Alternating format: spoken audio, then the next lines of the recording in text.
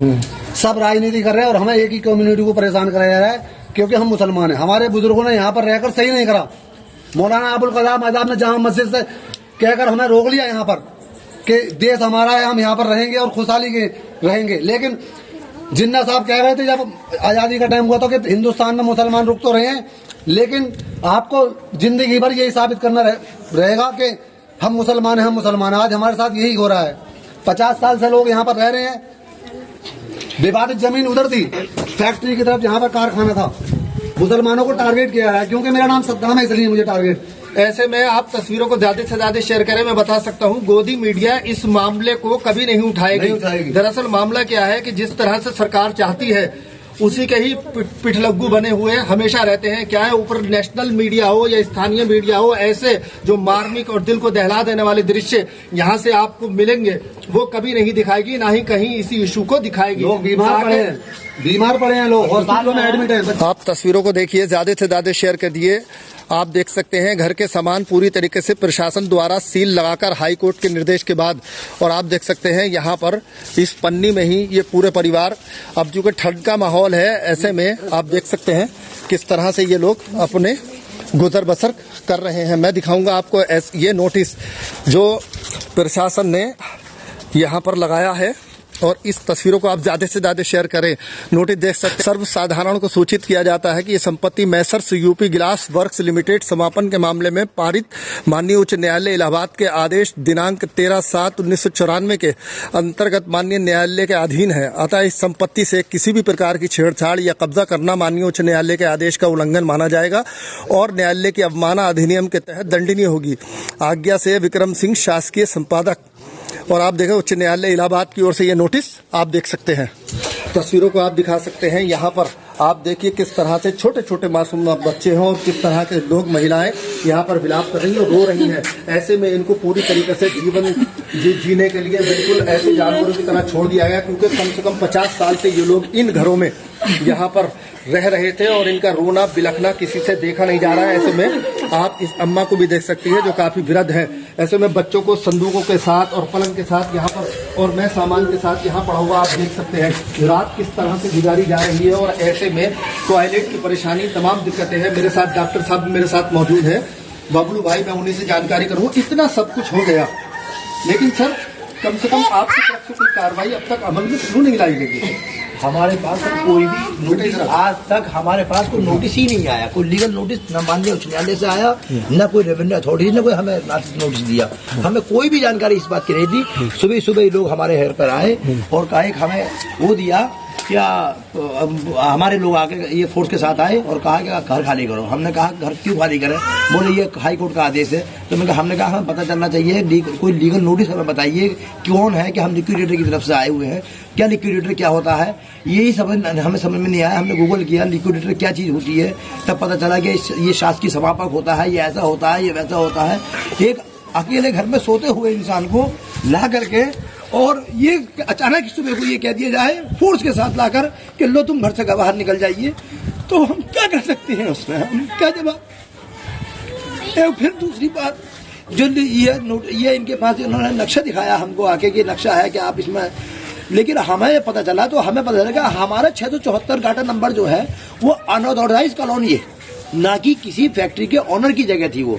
अगर शासकीय समापक या लिक्विडेटर को अगर ऐसा था कि ये अगर जमीन उसकी है, तो 2002 में उन्होंने हमें दिखाया कि 2002 में ये हुआ क्या, एक तहसीलदार की आख्या के मुताबिक उसने निरीक्षण किया आकर के और उसको ऐसा उसने अपनी रिपोर्ट में लिखा कि हो सकता है कि 674 कंपनी का हो, फैक्ट्री का हो, लेकिन हुआ नहीं। वो कोई भी रेवेन्यू अथॉरिटी ने कोई उसमें अपनी रिपोर्ट नहीं लगाई, कोई कुछ नहीं लगा। जब हमने जानकारी मिली तो इसके बाद में इसके एक ही जो था इसका नक्शा था इनके पास में, और सामने जो बाउंड्री वॉल हो रहा है 9 बीघे जमीन उसमें भी है, लेकिन उसमें 10 मकान बने हुए हैं, 16 प्लॉट पड़े हुए थे, वहां पर वो लोग नहीं गए।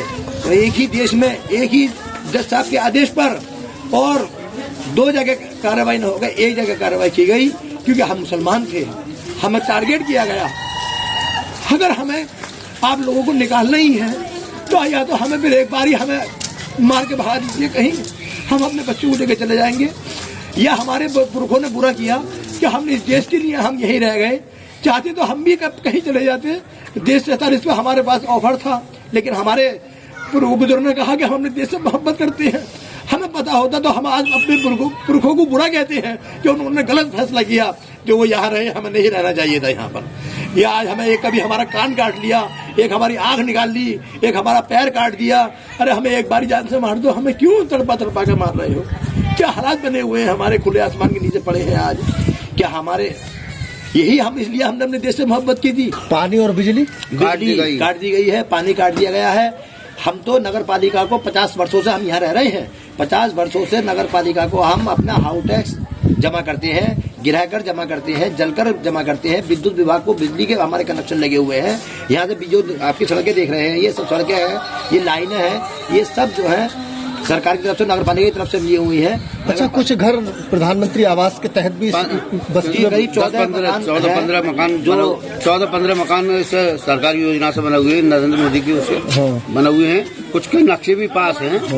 तो इसलिए सब कोई भी चीज है तो आज तक हमारे यहाँ तो कोई सेवाई न कोई भी सरकारी ये नहीं आया कि भाई आप पे क्या परेशानी है। पुलिस आती है और देख के चलिए। उस दिन तो पुलिस ने रोड पे बैठने तक मना कर दिया था कि आप यहाँ भी नहीं बैठेंगे। प्रशासन परेशान कराया। तस्वीरों को आप ज्यादा से ज्यादा शेयर करें पे दिखा पता तो सबको था। जब यहाँ पर 8-6 दिन से ताला लगा पड़ा है, नेता यहाँ पर सिर्फ फॉर्मेलिटी निभाने के लिए आ रहे हैं और कुछ करने के लिए नहीं आ रहे। वोट मांगने के टाइम पे 4-4-6-6 बार आते हैं यहाँ पर नेता, और वैसे नहीं आते।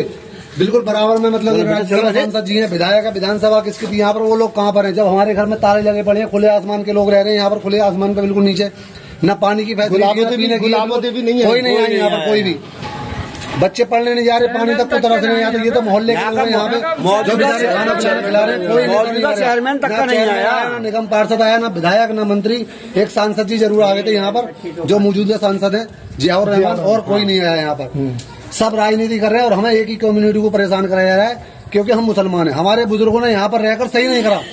मौलाना अबुल कलाम आजाद ने जामा मस्जिद से कहकर हमें रोक लिया यहाँ पर कि देश हमारा है, हम यहाँ पर रहेंगे और खुशहाली के रहेंगे। लेकिन जिन्ना साहब कह रहे थे जब आजादी का टाइम हुआ था कि हिंदुस्तान में मुसलमान रुक तो रहे हैं, लेकिन आपको जिंदगी भर यही साबित करना रहेगा कि हम मुसलमान हैं, हम मुसलमान। आज हमारे साथ यही हो रहा है। 50 साल से लोग यहाँ पर रह रहे हैं। विवादित जमीन उधर थी, फैक्ट्री की तरफ जहाँ पर कारखाना था, मुसलमानों को टारगेट किया है, क्योंकि मेरा नाम सद्दाम है इसलिए मुझे टारगेट।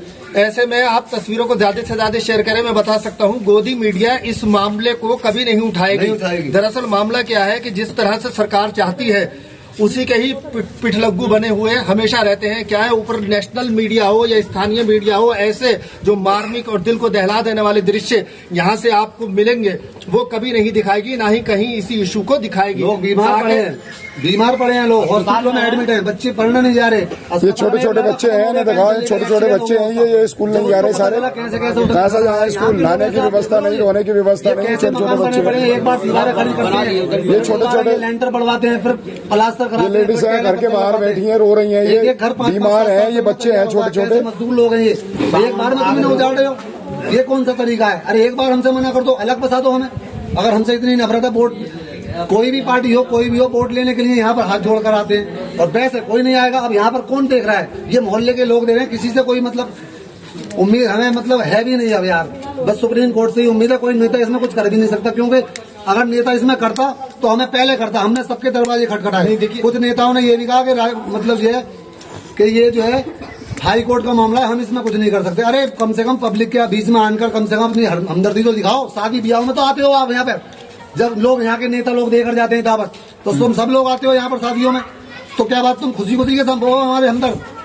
दुख के हमदर्द तो कोई नहीं हो, दुख का हमदर्द सिर्फ हमारा ये कुरैशियान मोहल्ला है, जो हम लोगों को इन्हें देख रहा है, और कोई भी नहीं है यहाँ पर। हो रहे हैं ऐसे में आप देख सकते हैं क्या हालात यहाँ पर गुजर रहे हैं।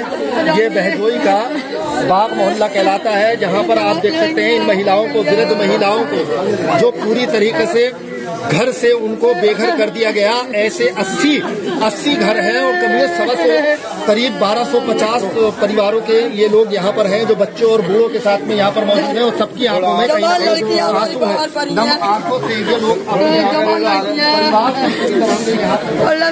स्कूल में जमा है बेटियां।